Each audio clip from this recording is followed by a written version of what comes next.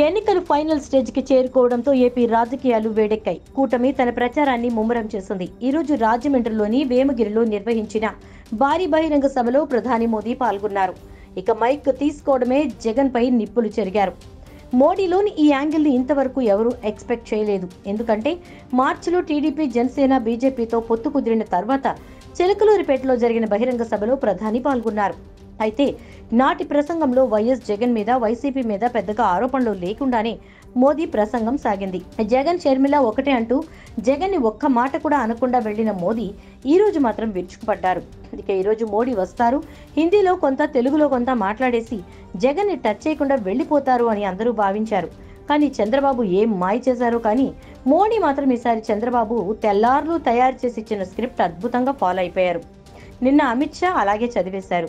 ఇక ఇప్పుడు మోడీ వంతు. అందరూ జగన్ ని తిట్టేటప్పుడు నేనేమన్నా తక్కువ తిన్నానా, తిట్టకపోతే అదో పెద్ద సమస్య అవుతుందనుకున్నాడో ఏమో కానీ వైసీపీ ప్రభుత్వంపై విరుచుకుపడ్డారు.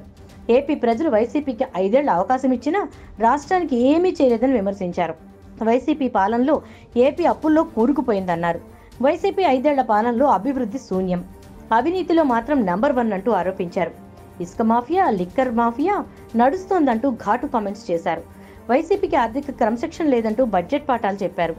3 రాజధానులు అంటూ నాంచారు తప్ప ఒక్క రాజధాని కూడా ఇంతవరకు ఏర్పాటు చేయలేదని తప్పుపట్టారు. చంద్రబాబు సీఎంగా ఉన్న సమయంలో ఏపీ అభివృద్ధి పరుగులు తీసిందని, వైసీపీ హయాంలో ఏపీలో అభివృద్ధి పట్టాలు తప్పిందని విమర్శించారు. ఎక్కడ ఉన్నా తను తాను పొగిడించుకోవడంలో చంద్రబాబు తెలివి తెలిసిందే కదా. ఇక మోడీ కూడా చంద్రబాబుని తెగ పొగిడేసి పంచదార పలుకులు పలికేశారు.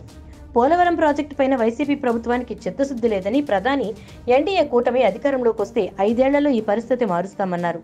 ఏపీలో ఎన్డీఏ కూటమితో కాంగ్రెస్, వైసీపీ పోటీ పడుతున్నాయని, అయితే కాంగ్రెస్ ఇప్పటికే ఫెయిల్ అయిపోయిందంటూ ఎద్దేవా చేశారు. మే 13న ఏపీ రాజకీయాల్లో సరికొత్త అధ్యాయం మొదలవుతుందన్నారు.